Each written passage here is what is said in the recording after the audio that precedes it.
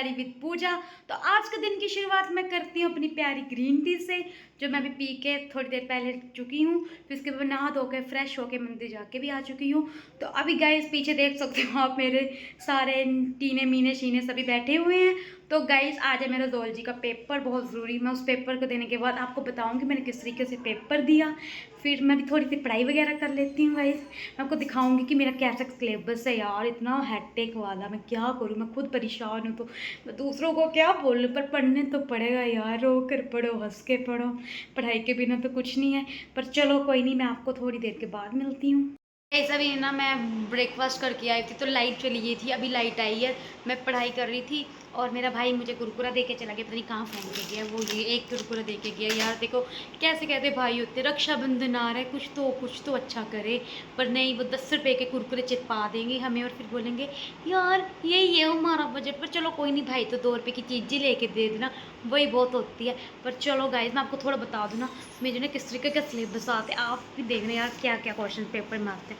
मेरे से तो नहीं पढ़ा जाता, पर पढ़ना ही पड़ेगा, रो के पढ़ूँ हंस के पढ़ूँ। इस आप देख सकते हो इस तरीके की डायग्राम्स आती है पेपर में देने के लिए। पता नहीं अब क्या करूँ, मैं कहाँ से बनाऊँगी, पर क्या करना गाइस, करने पड़ता है लाइफ में, पढ़ना पड़ता है ना। बाकी ना मैं भी, मेरा पेपर होगा 2 बजे स्टार्ट होता है एंड 4 बजे तक होता है। उसके बाद मैं आपको बताऊँगी कि मैंने किस तरीके से पेपर स्टार्ट, मैं ना थोड़ा सेटअप कर लूँगी ना पेपर का, फिर मैं आपको बताऊँगी किस तरीके से पेपर देखती हूँ। और पेपर ना इतना डिफ़िकल्ट तरीके का होता है, मैं क्या बोलूँ। मतलब फ़ोन पे पेपर स्टार्ट हो जाता है तो आप आवाज़ नहीं कर सकते हैं, आप हिल नहीं सकते हैं। और अगर बाई चांस बाहर भी कोई बोल रहा हो ना, तो पेपर में ऐसे नोटिफिकेशन आ जाती है कि अंदर कोई है, आपको चीटिंग करवा रहा है।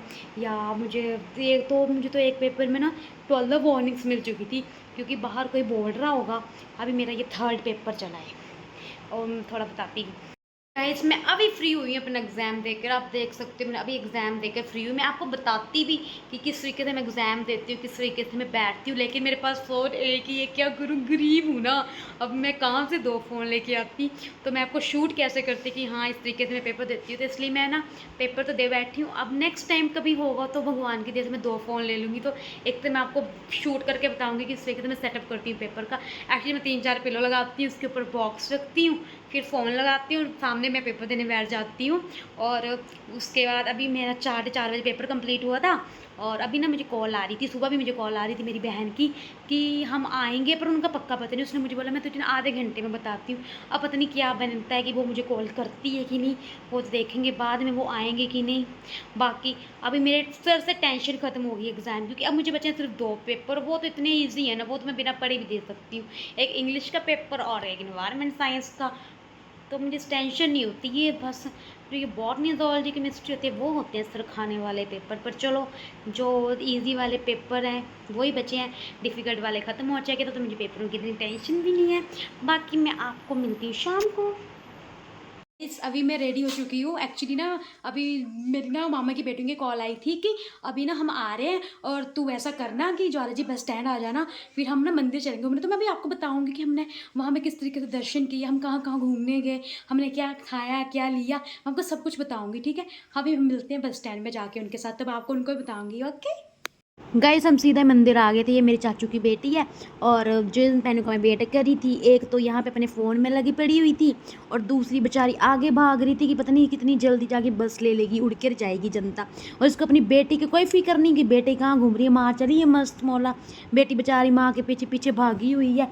फिर ना उसको ना हमने ना कॉटन कैंडी लेके दी हुई थी, तो देखो कैसे खा रही है बंदरों की तरह, जैसे तो इसको मिलेगा नहीं, इससे कोई छीन ही लेगा। और ना लिटरली हमारे आसपास जितने भी लोग थे ना, वो सभी इसको देख रहे थे कि भाई कैसे खा रही। बेचारे बच्चे होते हैं, भगवान का रूप होते हैं, वो जैसे भी हों।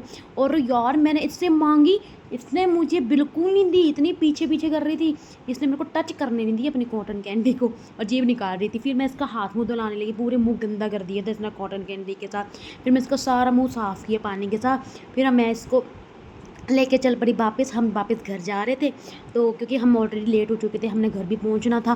फिर आगे जाके हमने देखा इसकी मम्मी और इसकी मासी पहले नीचे पहुंच गई हैं, फिर हम भी उनके पीछे पीछे आए।